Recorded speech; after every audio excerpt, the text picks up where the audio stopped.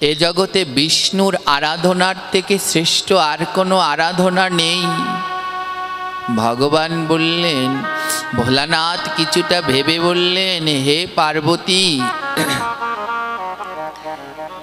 এ জগতে ভগবান শ্রীবিষ্ণুর আরাধনার থেকেও একটা শ্রেষ্ঠ আরাধনা রয়েছে। বলে সেটা কি? তস্মাৎ পরতরাম দেবী তদীয়ানাম সমার্চনম। হে দেবী, এ জগতে ভগবান বিষ্ণুর আরাধনার থেকেও শ্রেষ্ঠ হলো এ জগতে যারা ভগবান শ্রীহরির আরাধনা করে। ওই গোবিন্দের আরাধনার থেকে শ্রেষ্ঠ হলো আমার গোবিন্দের ভক্তদের যারা আরাধনা করে তাদের আরাধনা করা। যারা আমার গোবিন্দকে ভালোবাসে, ভগবান বললেন, ভোলানাথ বললেন, যারা আমার গোবিন্দকে ভালোবাসে, গোবিন্দ বললেন আমাকে সেবা দিলে আমি যতটা না খুশি হই, কিন্তু আমার ভগবানকে যদি কেউ সেবা দেয় আমি তার থেকে শতাধিক বেশি গুণ খুশি হই। চৈতন্য চরিতামৃতে মহাপ্রভু বললেন, আমারে ভজিবার যার আছে অভিলাষ, আগে ভজ গিয়া মন মঙ্গলে প্রিয়দা।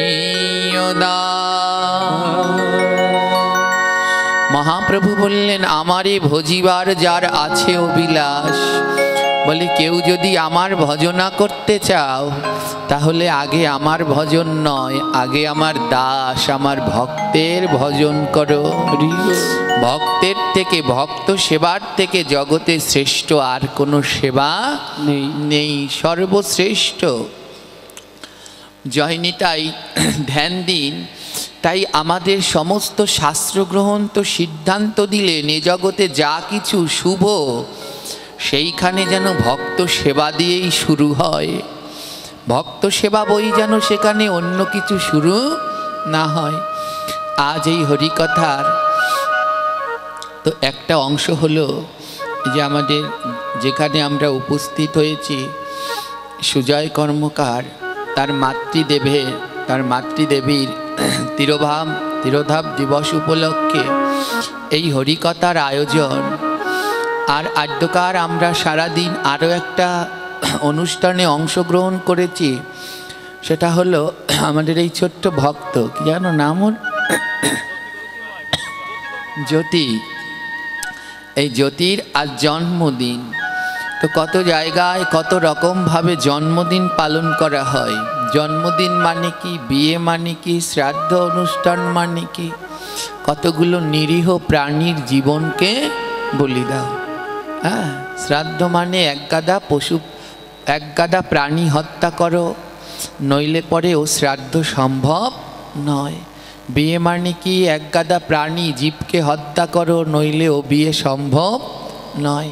আর জন্মদিনটাও এখন তদ্রূপ হয়ে গেছে। জন্মদিন মানে কি, ওগুলো বেশাসনে বলাও অপরাধ। কি রোস্ট লাগবে আর কি লাগে, বিরিয়ানি ওসব না হলে এখন আর জন্মদিনও কারো পালন হয় না। শ্রীবিষ্ণু ওমা, এগুলো মহা অপরাধ, এই পাপের কোনো ক্ষমা নেই। এই যে একটু আগে ওই যে ওরা যমজ দুই ভাই বললেন, দাদা যে যদি বিয়েতে কেউ নিরামিষ খাওয়ায়, শ্রাদ্ধে যদি কেউ নিরামিষ খাওয়ায়, তাহলে কেউ তো যেতেই চাইবে না। হ্যাঁ, আমরা কতটা অজ্ঞান দেখুন। বলুন, এ জগতে প্রসাদের স্বাদ বেশি না ওই মাছের স্বাদ বেশি? হ্যাঁ, দেখছেন বলতে পারছে না, এইটুকু সাহস আমাদের নেই। মাছের প্রতি এত লোভ। প্রসাদের স্বাদ বেশি না মাছের স্বাদ বেশি? বাড়িতে কি প্রতিদিন প্রসাদ পাওয়া যায় নাকি বৈষ্ণব সেবা হলে পাওয়া যায়?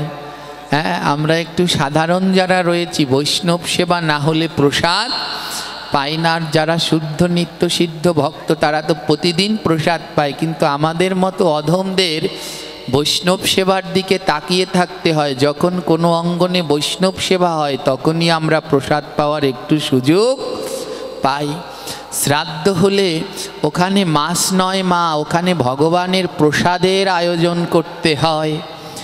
আর যারা যারা ওই মাছ না হলে যেই সাত্ত্বিক নিরামিষ এর ব্যবহার হয় শ্রাদ্ধে, যদি কেউ দেখে যে নিরামিষ খাওয়াচ্ছে তাহলে অনেকে যায় না। ওই এক টুকরো মাছের বদলে তারা ওখানে যায় না, এক টুকরো মাছের জন্যে ভগবানের প্রসাদকে ত্যাগ করে দিল।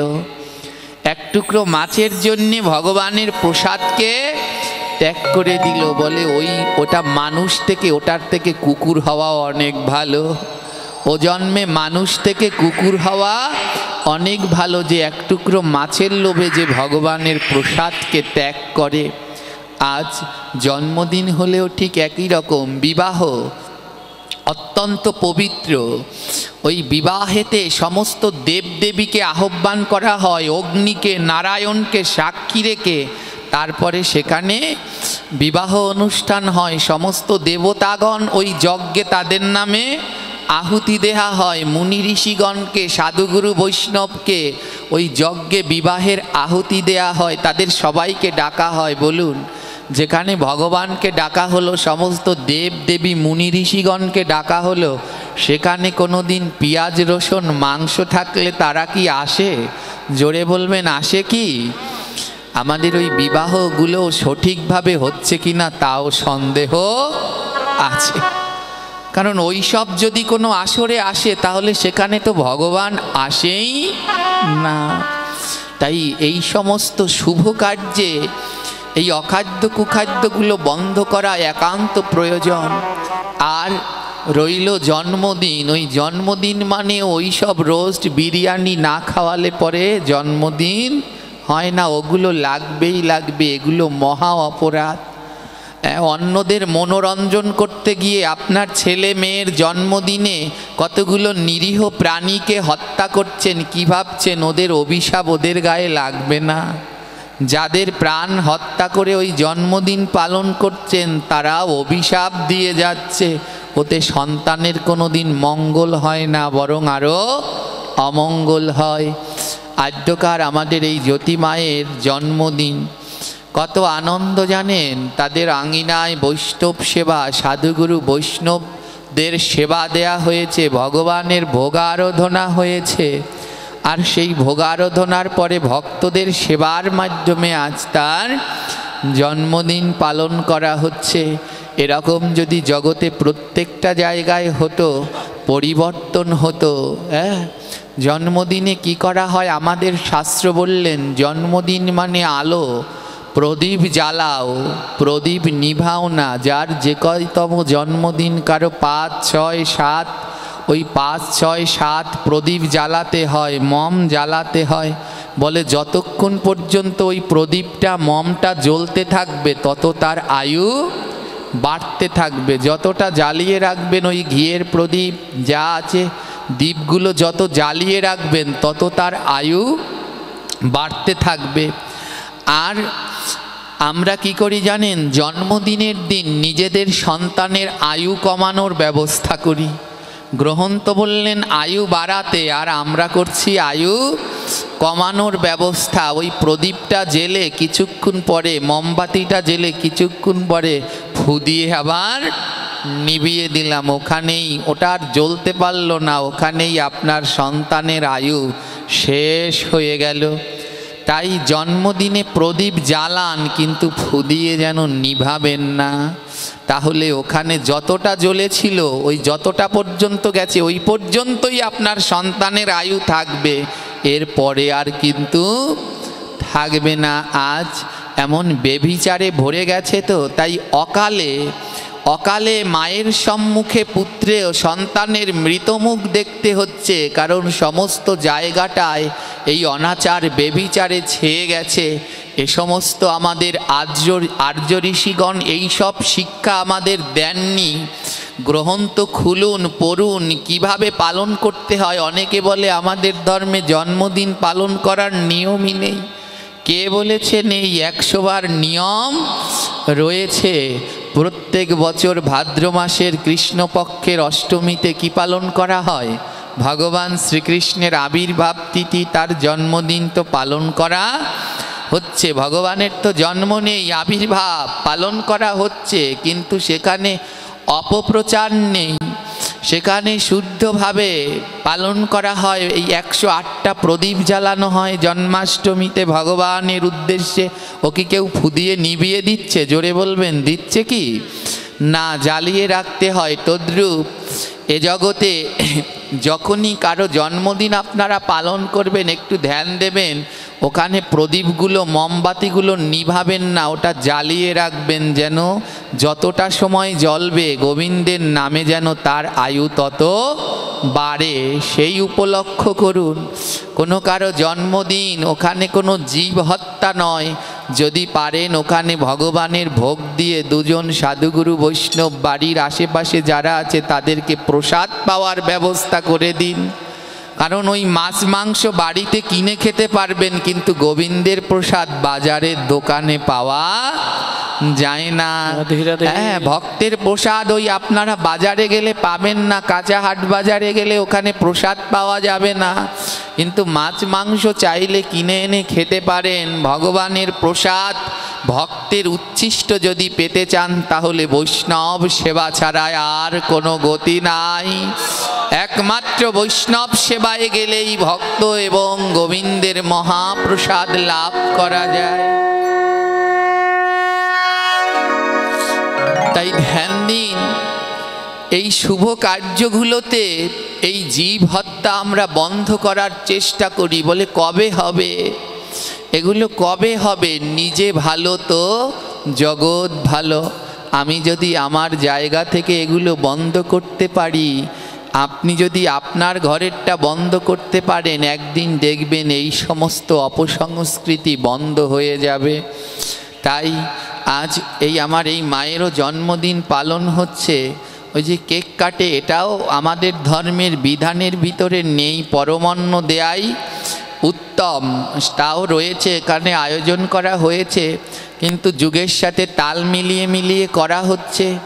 এই কেকটাকেও শুদ্ধভাবে, সবাই ভাবেন যে কেক, ডিম ছাড়া আবার কেক হয়?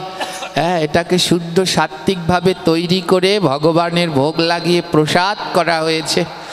আর এই প্রসাদটা, এদের মনের এত শুদ্ধ ভাবনা যে আজ সমস্ত ভক্তদের নিয়ে এই প্রসাদটা এখানে পাওয়া হবে, এখানে বসে সবার আশীর্বাদ নিয়ে গ্রহণ করা হবে। বলে এমন যদি সবার মনে এই শুদ্ধ চিন্তাগুলো প্রবেশ করত, তাহলে এই সমাজ ধন্য পূর্ণ ভগবানের সেবায় নিয়োজিত হতো। কোনো জীব হত্যা দিয়ে কোনো দিন কারো মঙ্গল হয় না। এ জগতে কারো মঙ্গল যদি হতে হয়, তাহলে সে হলো আমার গোবিন্দের প্রসাদ, সে হলো আমার গোবিন্দের নাম। এই আপনাদের এই দিকগুলোতেই, যখন আরও ওই পাশগুলোতে যাই, শরিয়াতপুর মাদারীপুরের ওই পাশগুলোতে যাই, আমি অনেক জায়গায় দেখেছি কেউ মারা গেলে বৈষ্ণব সেবায় মাছ দেয়া হচ্ছে। হ্যাঁ, 1 পদ আর 2 পদ নয়, কত পদের মাছ। বৈষ্ণব সেবা বলছে বৈষ্ণব সেবা, কিন্তু খাওয়াচ্ছে মাছ। 2-3 পদ মাছ দিয়ে ওখানে খাওয়ানো হচ্ছে। এগুলো মহা মহা মহা অপরাধ, এই পাপের কোনো ক্ষমা নাই। তাই আমি বারবার, একেবারে কম পাওয়ার, তাই আমি বারবার একটা কথা বলি, বিধি যে মানে না ব্যাধি তাকে ছাড়ে না, ছাড়ে না। তাই আমাদের ব্যাধি ছাড়ছে না। ব্যাধি কি শুধু শরীরের রোগ? না গো, শারীরিক, রাজনৈতিক, সামাজিক, সাংসারিক কত ধরনের ব্যাধি আমাদের চারপাশে আঁকড়ে ধরেছে। তাই এখানে অনেক মায়েরা আজ সমবেত হয়েছেন। তাই সকলের মা, সকল মায়েদের কাছে, বাবাদের কাছে আজ আমার করজোড়ে এক অনুরোধ রইল, আপনার সন্তানেরও যদি জন্মদিন আসে পালন করুন, কিন্তু তাতে কোনো জীব হত্যা করবেন না। ওখানে কোনো জীব হত্যা করবেন না, ওখানে আমার গোবিন্দকে ভোগ দিন। হ্যাঁ, ভগবান যদি খুশি হয় আর তিনি যদি আশীর্বাদ করেন, আর ভক্ত যদি খুশি হয় তিনি যদি আশীর্বাদ করেন, এ জগতে আর কিছু লাগে? আসলে আমরা ভগবান ভক্তের আশীর্বাদ চাই না, আমরা চাই সমাজে দেখাতে, হ্যাঁ, সমাজকে খুশি রাখতে। হ্যাঁ, সমাজকে খুশি রাখতে, বাবা মার আত্মার শান্তি, শ্রাদ্ধ, শ্রদ্ধার সহিত দান করা। শ্রদ্ধার সহিত কোনোদিন মাছ দান করা যায় না, শ্রদ্ধার সহিত গোবিন্দের প্রসাদ দেয়া যায়।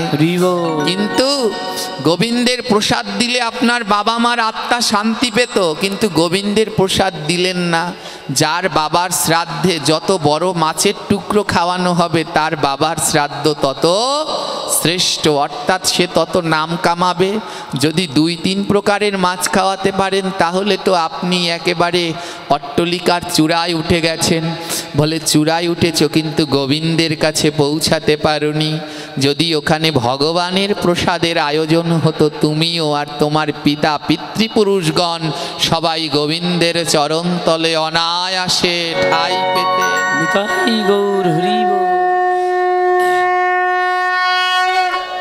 তাই আসুন একটু একটু করে আমরা সামনের দিকে আগাই। একটা সময় এসব ছিল না, এত জীব হত্যা, বিয়ে, শ্রাদ্ধ, জন্মদিনে এসব ছিল না। দিন দিন এগুলো আগিয়ে আসছে আর আমাদের গ্রাস করছে রাহুর মতো। তো জন্মদিন থেকেই শুরু, তো তাই ওই দিনটা থেকে আজ সংকল্প করে নিন।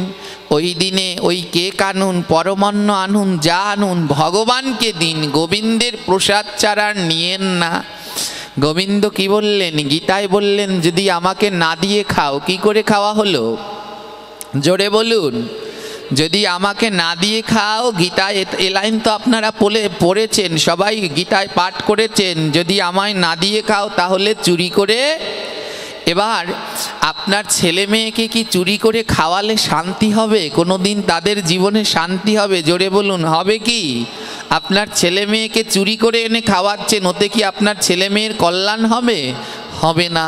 বলে আমরা তো প্রতিদিন গোবিন্দকে যারা দিয়ে খায় তারা চুরি করে খায় না, আর আমরা তো গোবিন্দকে দিয়ে খেতে পারছি না, প্রতিদিনই চুরি করে খাচ্ছি। বলে প্রতিদিন খাই, যেদিনকে আমার সন্তানের জন্মদিন ওদিন যেন চুরি না করি, ওদিন যেন অন্তত গোবিন্দের কাছে ভোগ দেই, আর সেই ভোগের প্রসাদ সবাই মিলে নেই, আর গোবিন্দের অশেষ করুণা কৃপা যেন আমরা লাভ করতে পারি। তাই আদ্যকার এই দিনে সংকল্প করে নেই যেন আর এখানে যারা আছি আমরা কারো জন্মদিন পালন করলে তাতে যেন জীব হত্যা না করি, সেখানে গোবিন্দের ভোগ দেই। বাড়ির আশেপাশে যারা রয়েছে 2জন সাধুগুরু বৈষ্ণব পারলে তাদেরকে প্রসাদ পাওয়াই, তাদের হাত থেকে আশীর্বাদ নেই আমার সন্তানের। আমার সন্তান যেন গোবিন্দ সেবায়, কৃষ্ণ সেবায়, দেশ দশের সেবায় লেগে মানুষের মতো মানুষ হয়ে মাতা পিতা এবং পরিবারের মুখ উজ্জ্বল করতে পারে, এটাই হোক আজকের দিনে আমাদের প্রার্থনা। হরি বল।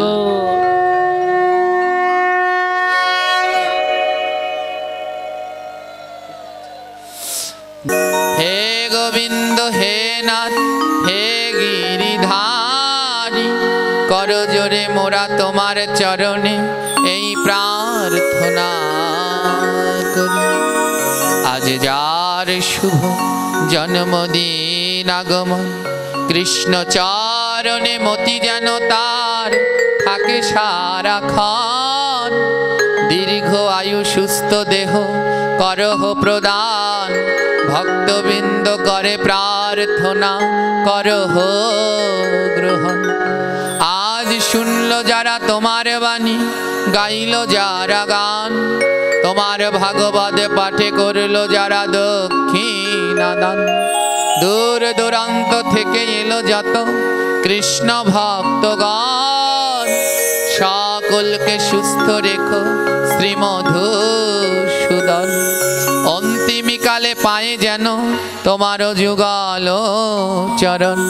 এবার নিতাই গৌর হরি বলে ভক্তবৃন্দ সবাই মিলে প্রেমানন্দে ধ্বনি করো দুই বাহু। জয় জয় শ্রী নিতাই গৌর প্রেমানন্দ। ভক্ত হৃদয়ের বাসনা, ভক্ত হৃদয়ের একান্ত ইচ্ছা এমন মহাত্মাকে, এই মহাত্মার আগমনকে স্মরণীয় করে রাখা। আজকে যে শ্রীগৃহ অঙ্গনে এমন সুন্দর মধুময় ভাগবতীয় কথা আয়োজন করা হলো, যে মামনির জন্মদিন উপলক্ষে আজকে শ্রী ভগবানের প্রসাদ নিবেদন হলো। এই সুন্দর মুহূর্ত এই মহেন্দ্রক্ষণকে আরও স্মরণীয় রাখার মনোবাসনায় অধ্যকার এই গৃহকর্তা যিনি মাদারীপুরবাসীর পক্ষ থেকে একটি সুন্দর সম্মাননা স্মারক এই মহেন্দ্র খানকে আরও স্মরণীয়, আরও স্মৃতিময় করে রাখার জন্য তাদের মনের বাসনা হয়েছে তিথিটাকে ধরে রাখার। সমগ্র মাদারীপুরবাসীর পক্ষ থেকে শ্রীল শ্রী গৌরগোবিন্দ দাস মহারাজের শুভ আগমনের মাদারীপুরবাসী হৃদয় নিংড়ানো শ্রদ্ধার্ঘ্য অর্পণ। মাদারীপুরবাসীর পক্ষে শ্রদ্ধার্ঘ্য অর্পণ করবেন সুজয় কর্মকার, সত্যরঞ্জন কর্মকার, পবিত্র সরকার। আপনারা দেখতে পাচ্ছেন সকলে এই মহাত্মার করকমলে সেই শ্রদ্ধার্ঘ্য অর্পণ করছে। সবাই একটু দিতাই গৌর হরি বল। আপনারা সকলে মাদারীপুরবাসীর প্রত্যেকটা ভক্তের জন্য প্রার্থনা করবেন গোবিন্দের চরণে যে সুন্দর মানসিকতা তৈরি হয়েছে, ভাগবতের যে প্রচার শুরু হয়েছে, যে জোয়ার শুরু হয়েছে, এই জোয়ারে যেন সমস্ত সনাতন ধর্মের মানুষ প্লাবিত হতে পারে। সকলেই যেন শ্রী গুরু গোবিন্দের কথায় আপ্লুত হয়ে এই হৃদয়টাকে গোবিন্দের সেবায়, গুরু সেবায় আত্মনিয়োগ করতে পারে, সেই প্রার্থনা সকলে তাদের জন্য করবেন। জয় শ্রী রাধে। এবার আজকে যার জন্মদিন জ্যোতি কর্মকার, সেই আমাদের আদরের জ্যোতি কর্মকারের শুভ জন্মদিন উপলক্ষে তার গোবিন্দের প্রীতি কামনায় মহান বৈষ্ণব দাস অনুদাস শ্রীল গৌর গোবিন্দ দাসের করকমলে সম্মাননা স্মারক তুলে দেবেন সত্যরঞ্জন কর্মকার এবং পাপিয়া রানী কর্মকার।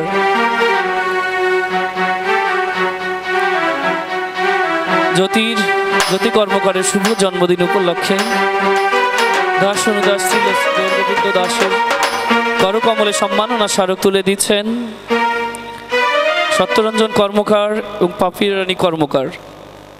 আপনারা সকলেই তাদের জন্য গোবিন্দের চরণে প্রার্থনা রাখবেন। যেইকে ধ্বনিত হচ্ছে, আমরা প্রায়শই দেখতে পাচ্ছি বিভিন্ন অনুষ্ঠান আজকে সাত্ত্বিকভাবে হচ্ছে।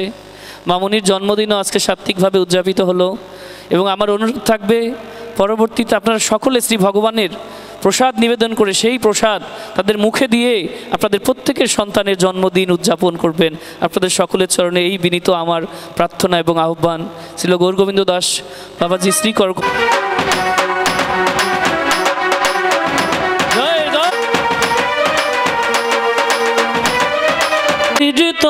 মধুর